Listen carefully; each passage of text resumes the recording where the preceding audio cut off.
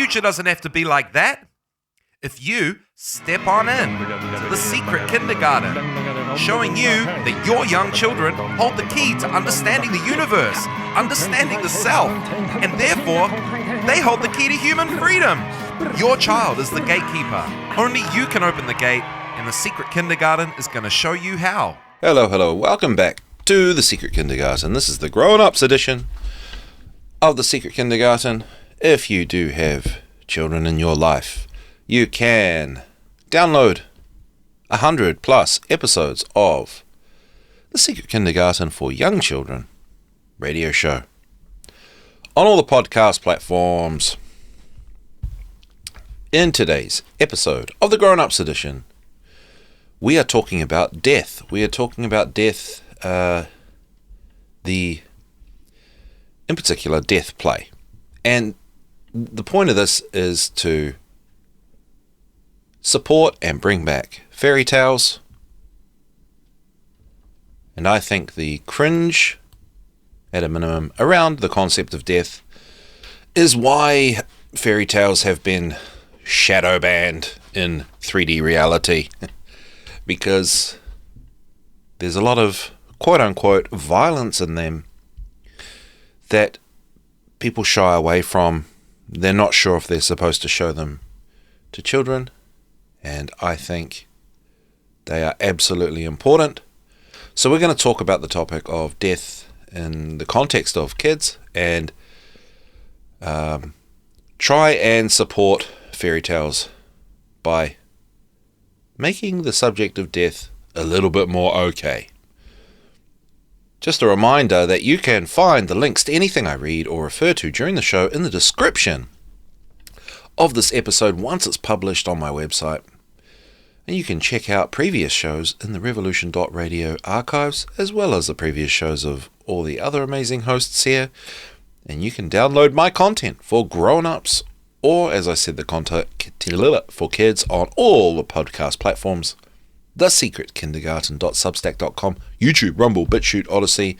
Basically what you do is you just upload them everywhere. It's not really that special.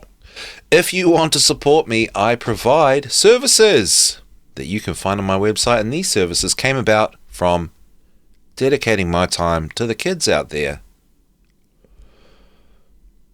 in 3D physical reality. Thank you for tuning into Revolution.radio, the #1 listener-supported radio station in the whole world. So please help support our efforts and airtime by visiting the station's donation section on our website, Revolution.radio. I'm just going to have a sip of coffee while it's hot. So do you know who Joseph Chilton Pearce is?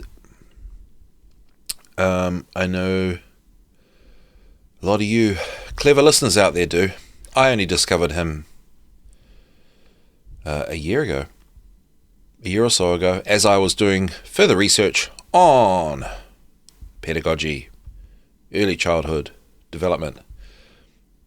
Let's have a look at Magical Child, Rediscovering Nature's Plan for Our Children by Joseph Chilton Pearce. This is an author that everyone should read to get an idea of the dynamic of the world in terms of our life journey from when we were born to where we end up, and how that affects, and what goes on then in our world that affects our current situation. Yeah, okay, Joseph Chilton Pearce. When do we want to, quote-unquote, promote the self-consciousness born of a distinction between human processes and physical phenomena? Surely not at age 7 or 8, just when the new self is emerging in a functional relationship with the primary process. That innate and intuitive connection is nothing less than our bonding to the earth, which is literally our umbilical cord, through which our nourishment and substance must come at this critical stage. A lot of Joseph Chilton Pearce's work is around the television and the damage it causes to babies, children, and what it creates in the world. The inversion of that is connecting with nature. The matrix shift at age 11 is the appropriate time for these distinctions. Thus, the parents of the magical child avoid premature or enforced separation of word from thing, and the resulting separation of self and world.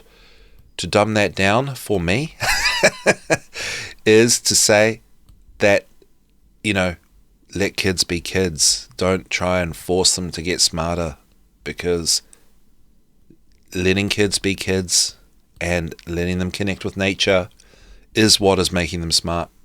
Don't forget that the smartest people in the world were basically considered retarded when they were kids. Literally.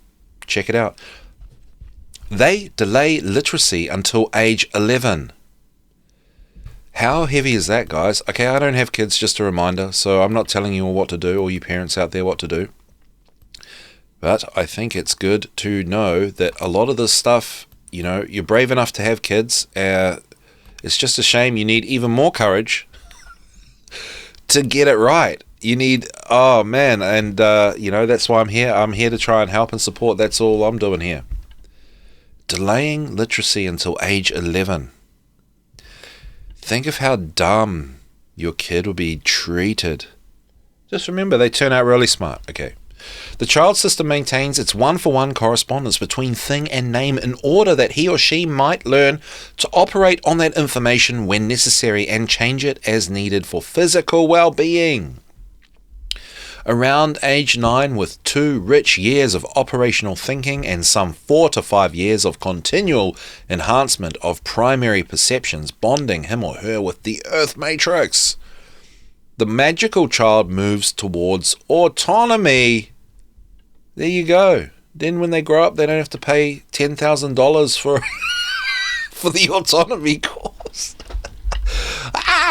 Through logical maturation, she becomes aware that his or her body is typo here. She becomes aware that his or her body is vulnerable and that the parent's assumption of his or her well-being has limits.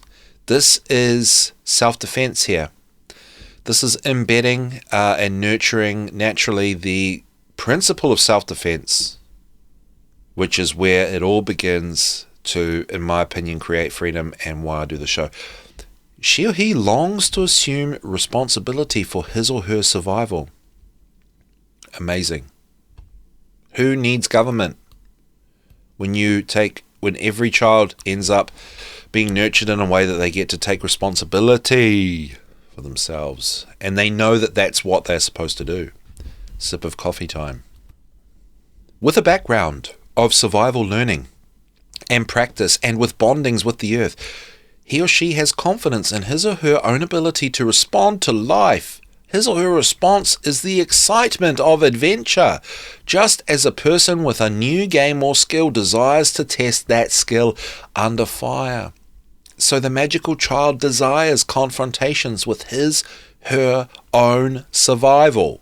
Logical maturation brings awareness of death as a possibility in every unfolding moment, but this knowledge adds zest to living.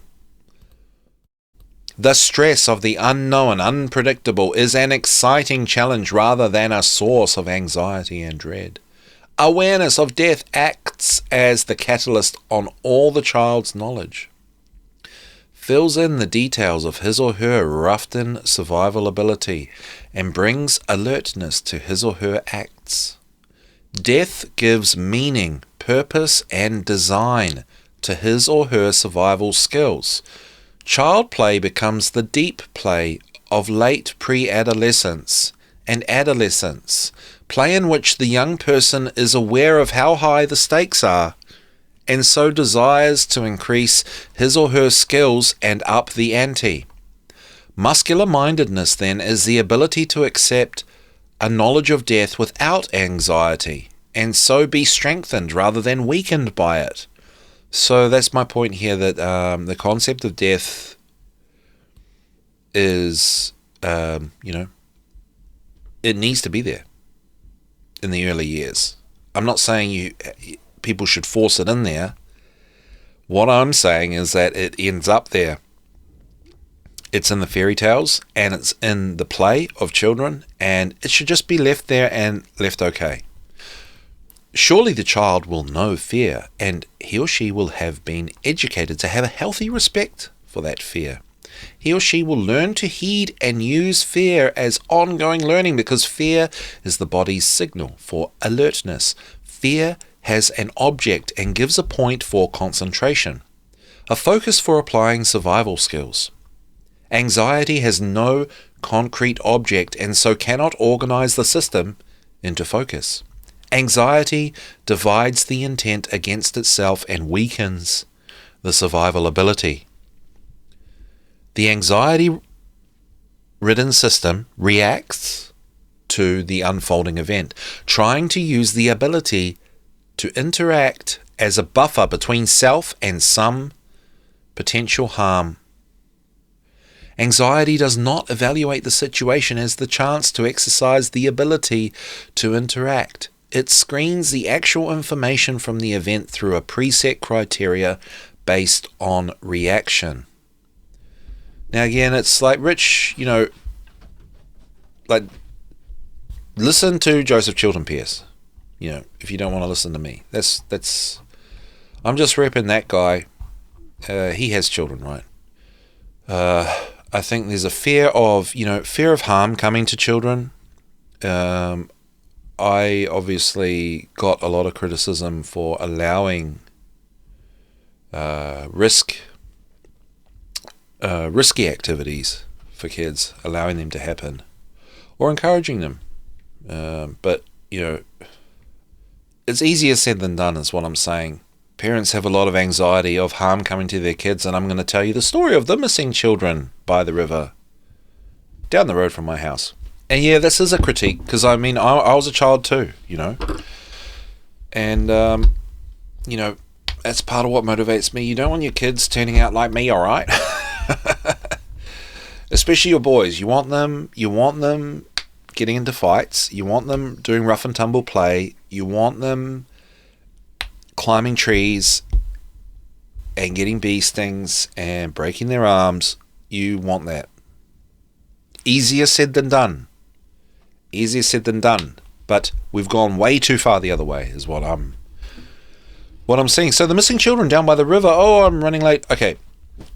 So I'm going for a walk with my dog, la-di-da-di-da, and I am listening to music. Yes, I was jogging with my dog, and this old lady with the fear of death in her eyes, which made me think of this story, yanked the earbud out of my ear and said, "Have you seen two kids?" And I'm like, "Who are they? What do I? And she was almost incoherent.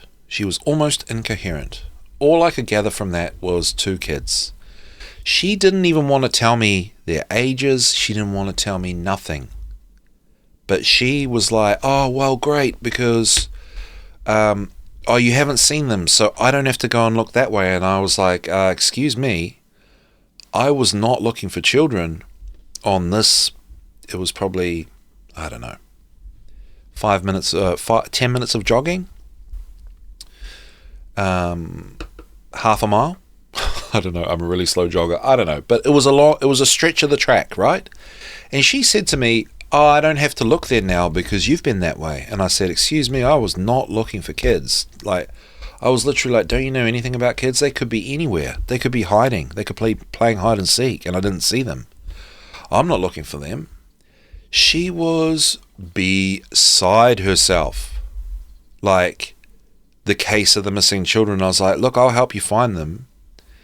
If you're not going to go that way, I'm going to go." She was just, it was unbelievable. Anyway, I found them. Why did I find them? Well, first off, I guess I wasn't trapped in the fear loop. But secondly, I know where all the kids go because I walk that track all the time, and there has been an attempted abduction on a child by this river. This just sounds like the river from hell, right? But rivers are weird, guys, spiritually. So I make a point to be a little bit vigilant around the areas where I know the kids are. So I was like, listen, lady, they're going to be over here. And she's like, no, I've looked there. I'm like, I don't think you've looked there. I bet you they're here. So I went down off the track, down by the river, and sure enough, there were 2 kids. And I was like, and then it was almost like, well, I don't know if I want to tell her, because she didn't tell me what kids she's looking for. What if she's the abductor, right? And these kids got away. But anyway, the kids were super happy, and I was like, hey kids, you know, your nana's here or whatever. They couldn't have cared less. They were just having a swim. They were probably 7 years old, at a guess. 7 years old, a good time to go by yourself down to the river for a swim. But it's dangerous, right? That's the trade-off here with all of this. You can't, you know, there is, you know, you can't just go, off you go, because there are predators out there. There are sickos, and actually here in this tiny little town, yeah, there is a sicko that they haven't caught trying to take kids. But that's not why they were panicking. You know why I know that? Because the papers said that it was a woman that was attacked. But no, it was a child that was snatched. They changed the language. They changed who it was because everyone would be having a heart attack. That's a whole nother story why I know all this, guys. I got a knock on the door from an angry family doing their own policing. Because it happened right near my house and I didn't know. So anyway, I found the kids. For me, it was no big deal. Also, with all my dowsing and stuff, I love finding things, going looking for things. So, you know, things pop into your head that are right with good intentions. But anyway, they were just where the kids go and play. I don't know how that lady didn't know that. So I kept walking down the track. Come on, Gino, get to the point of the story. And this had to be the mum. This lady running for her life. She was probably about my age. She was probably about 40. I'm 42. Running for her life. And then she saw me. And you just saw all the hope just sucked out of her. Like, oh my gosh, she just thought, oh, they're obviously dead by now when she saw me. What? Because there's a white man by himself walking down on the track. It was literally that, guys. She lost all hope.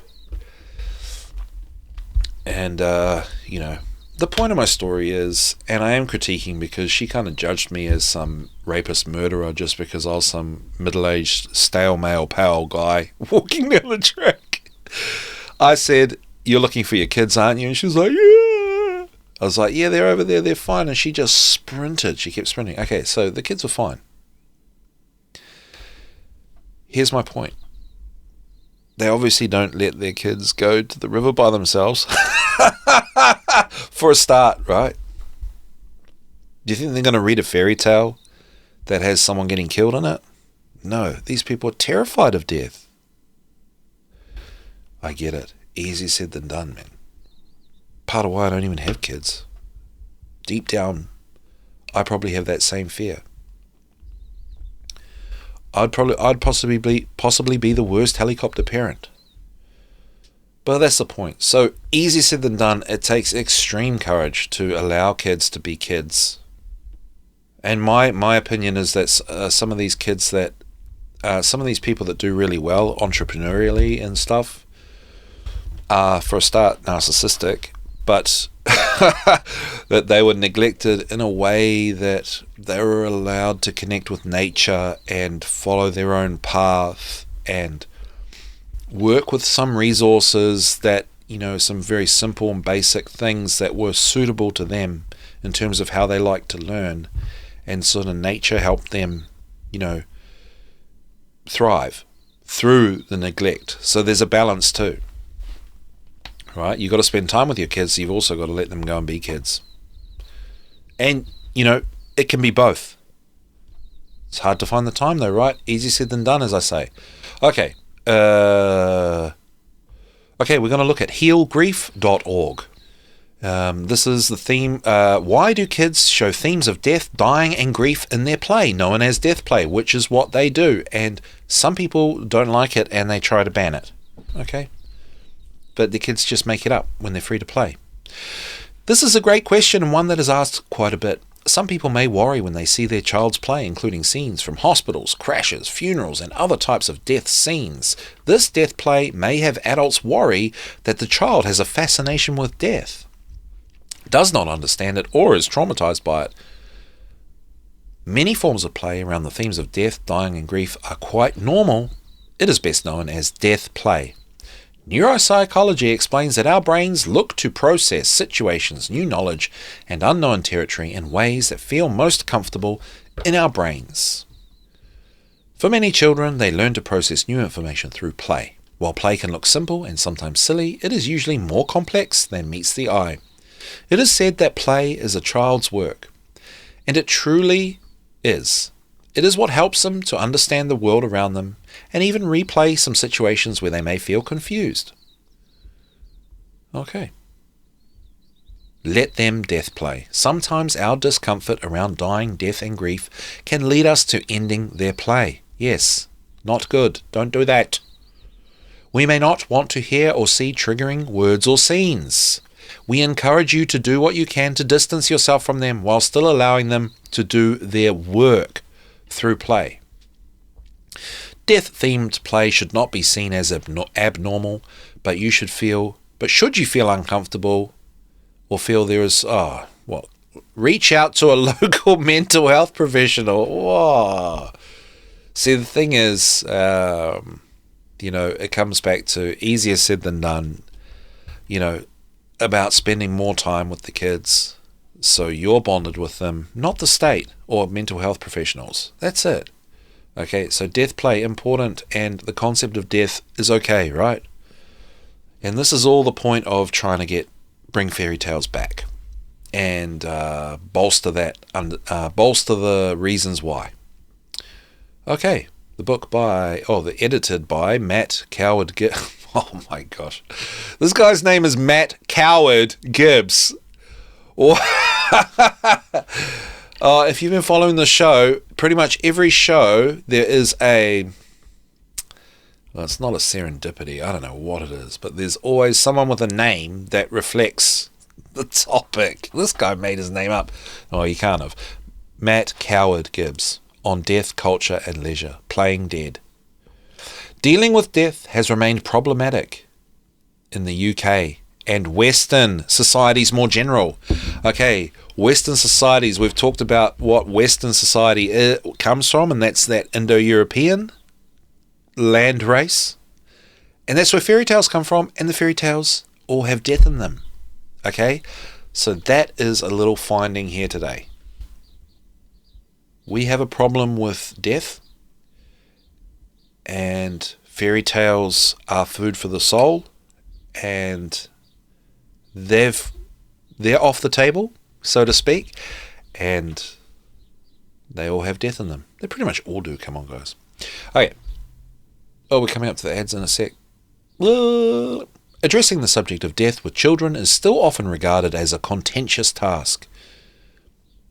We ply children with pamphlets, films, illustrated books on birth, while we ignore death. We find an obstinate refusal to accept the fact of natural death. This notion that death is not part of the normal life experience for children in particular allows talk about death to be seen as a matter for specialist intervention and one best avoided, if at all possible. Indeed, found in their research that the Gutierrez et al. Found in their research that the common belief held by most adults is that children should be shielded from death. There's that protection thing, because we're left with only protection when we have them and provision for them, and the state wants to take care of the rest. Haynes and Morris also noted this tendency to restrict or censor what children can access, assuming they will be able to understand or be distressed by the notion of death. This despite evidence that death is very much a part of the fantasy thought of children. Others would agree and suggest it should be part of the cultural lives of all, including children. Picture books can be an accessible way of introducing difficult subjects with young children and offer a versatile medium capable of conveying a narrative at a variety of levels, aka get those fairy tales out. Many children's books being written since the 80s and 90s addressed adult concerns and have not shied away from serious subjects, and thus can be seen as a useful source through which to address challenging themes. I disagree 1,000 billion%. Do not read these books from the 80s and 90s that address adult concerns. Absolutely do not. Maybe when they're older. I guess I'm thinking of 5-year-olds, right? I'm thinking of 3-year-olds for this. That's where the death play comes out to play. But I say reading fairy tales. Important, good. And this makes me think of adults that just think they're just so amazing and they're really dumb. Which is another reason why I do this show. But it's a conundrum, because are those adults listening to this? No. So I've got to watch out, because I don't want to gaslight people that know. I want to help people that know a little bit. So I don't know. I don't know what my point is there, but my point is the thinking of not reading a fairy tale that has death to a kid usually is along the lines of, oh, when they grow up, they're just going to go and kill people. Literally, people think that. Young children are imitating your actions. So don't be a tyrant. And your kid won't become a tyrant. And then we don't have to deal with tyranny in the world. There wouldn't even be a government. There wouldn't even be police if you stop policing kids. Okay? For goodness sake. We're going to look at Dr. Jim B. Tucker. Do you know that guy? He did studies on, scientific studies, on reincarnation. Let's have a little look at Life Before Life, a scientific investigation of memories of previous lives. In physics, concepts in relativity and quantum mechanics have already shown us that the universe as we currently understand it is far different from what our everyday experience tells us about it. Similarly, most of us are only aware of our own consciousness, and we process that awareness with our individual brains. This may cause us to have trouble fully accepting evidence that consciousness is a factor in the universe beyond what seems to be occurring in our individual brains. If consciousness is a fundamental part of the universe, then we have to consider whether we can logically decide that it is simply a byproduct of functioning brains. So all those parents out there policing kids thinking they know better when they don't know anything, they don't understand that consciousness is a part of the universe. So the death play and those things, they're coming from the universe. Okay? A little bit more on that later. If conscious observation can determine the path that a particle of light took billions of years ago, as John Wheeler has proposed, then does it make sense that consciousness just happened to develop as a temporary state of a functioning human brain? I think not. We may assume that a fundamental component of the universe, if that is what consciousness is, exists separately from our little brains here on Earth. Even though our everyday experience may tell us that our consciousness begins with our birth and ends with our death, a reasonable alternative is that our brains serve as vehicles for consciousness during our lifetimes, and that consciousness existed before our births and can continue after our deaths until it finds another vehicle in a new body. The evidence in our cases support this idea, and for the remainder of this chapter, we will operate from the perspective that if this is true, we can consider what the cases may tell us about the process of reincarnation.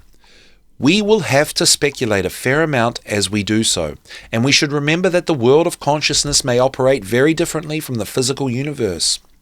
Therefore, any conclusions that we make about reincarnation are tentative at this point. But we have some fascinating questions to explore. Long story short, I I haven't gone through all his work, but at the end of the day, it is basically scientifically proven that reincarnation is legit, based on all the studies of, well, I'd probably say what people would call indigo children, and then verifying stories of kids that remember. This guy's studied for 40 years reincarnation. It's true, it's legit, it's happening, it's real. Consciousness goes on after the death of the body and moves on into another body. Okay. Very simply and basically. And I believe that the death play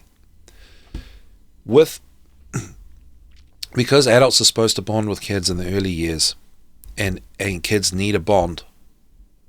So there's an element of spending time in observation, because you let kids be kids and you can't pretend to be a kid and be their friend 24/7.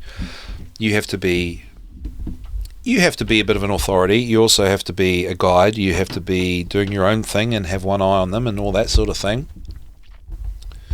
Death play is an observation of something coming from the all, the collective consciousness, the universe, reminding us or telling us that kids are closer to that space than us, that we do die, but our consciousness goes on, and that it's not a big deal not to be afraid of death, as a message to adults, among other things. So anyway, let's move on to Helping Children to Build Self-Esteem by Deborah Plummer, one of the best books for kids for, the present day. I will put a link when I publish that.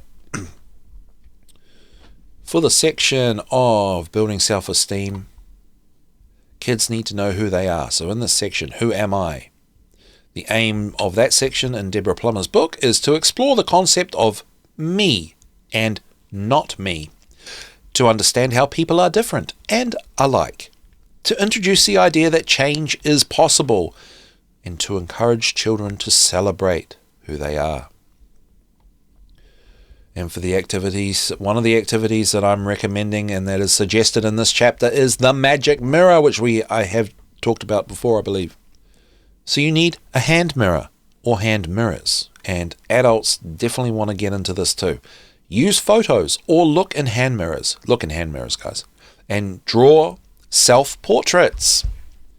This exercise encourages physical self-awareness. The magical mirror can be used for more than physical aspects. However, so let's think about that. Wait, let's read this. It appears at the end of each section where it can be used to help children identify some of the changes they are making. Okay, so the book is full of activities, right? And the magic mirror is suggested to reflect, and that's literally to reflect. So things like this, if you can think of like something physical, like an object that also symbolizes things, these are good resources for kids. Does that make sense? So a mirror is reflective, right? And so doing some reflection with a reflective thing, like an object that literally reflects things, is the magic part. It's amplifying the reflectiveness, the power of self-reflection. Does that make sense?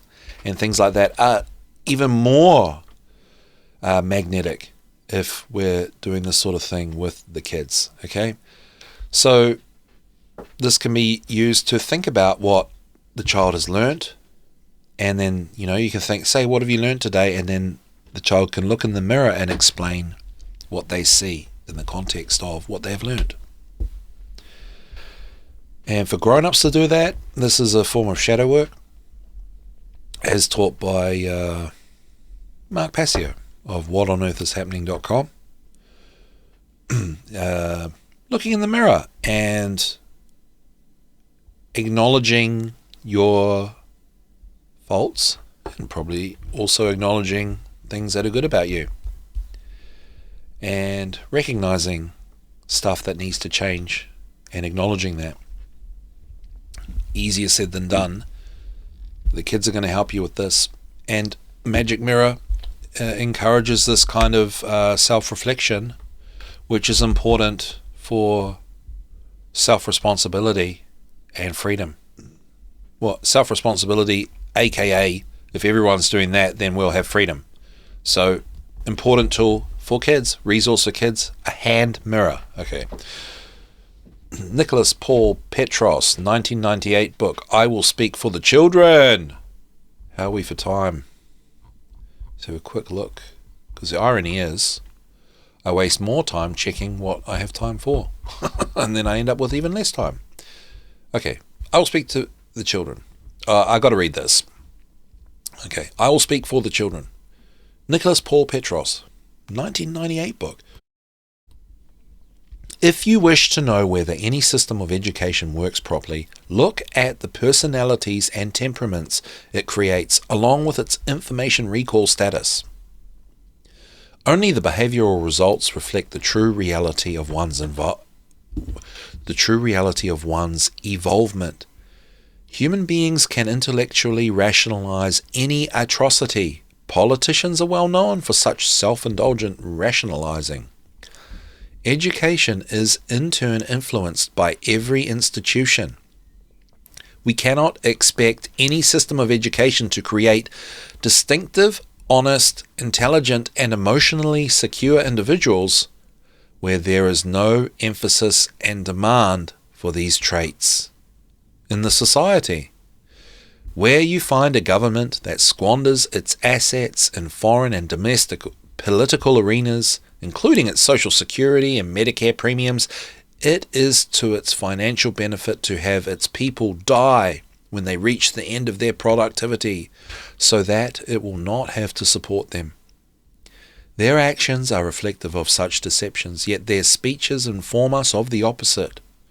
What politician wants a gadfly holding a gavel? Democracy survives as long as human consciousness continues to evolve. Its nutrition is raw data. Once it is cut off, the individual cannot ask, who am I? And what else is? Innate curiosity is the basis for thought, reason, and evolving action for every individual. Once it becomes established that at least the majority of the people have been diffused of their own critical thinking process of evolvement, leaders appear to dictate what we are to do with our bodies, minds, and feelings. Critical thinking. Okay? So don't diffuse the individual's capacity for critical thinking by denying exploration of the topic of death, because that's part of life. So that's the point of my story there.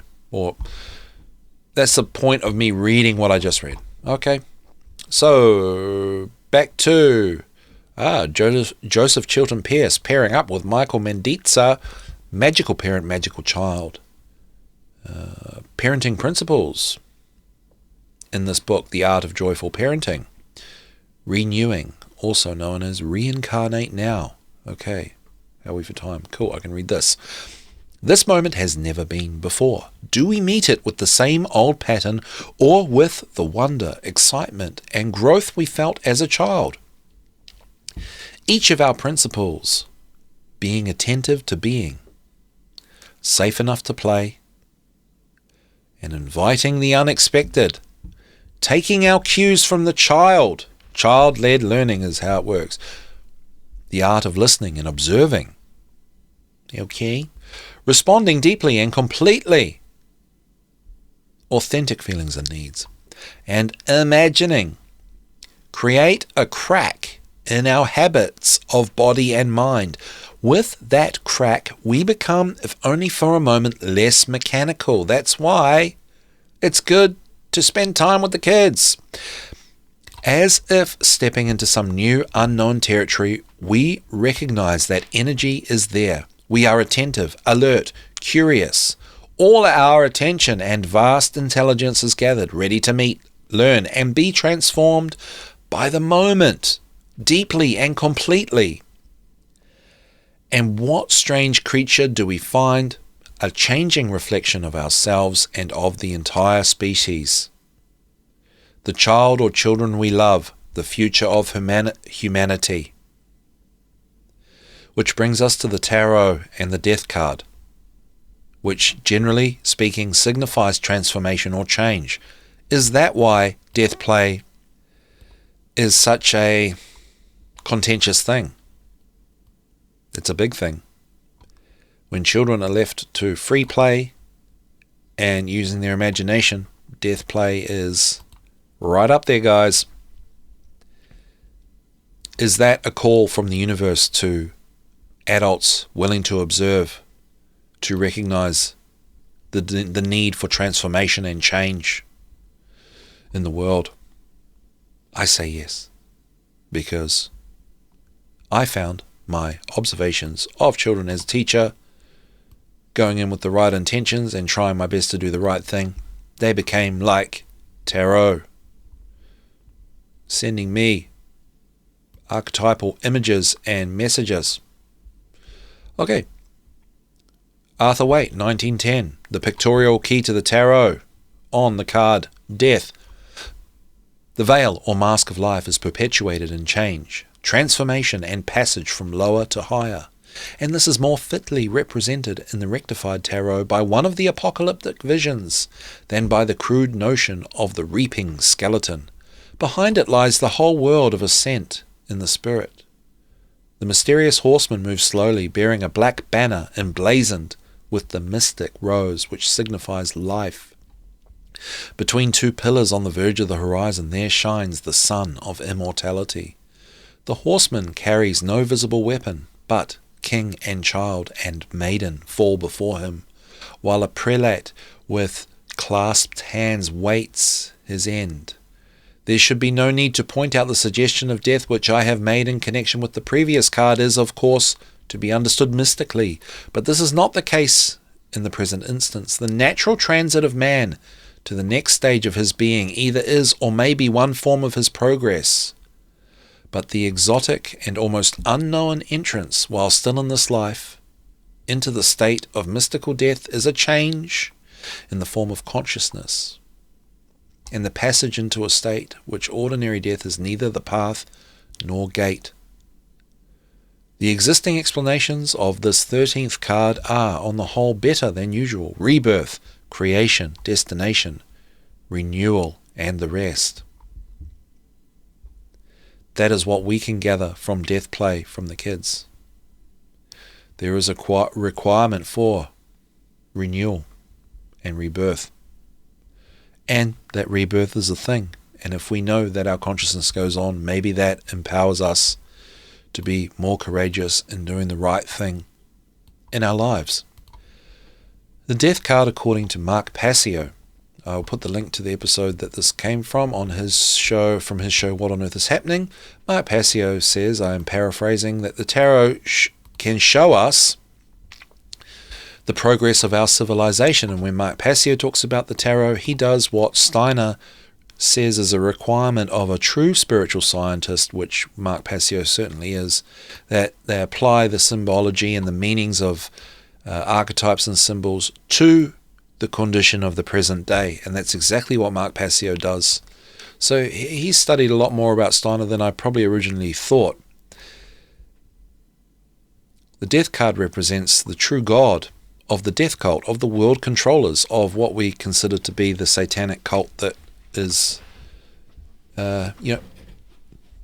ruling the world, right? The death card represents their true God, death. They don't worship Satan, they worship death. It's a force of involution, stagnation and backwards progress. They are death worshippers. They allegedly call themselves the cult of death.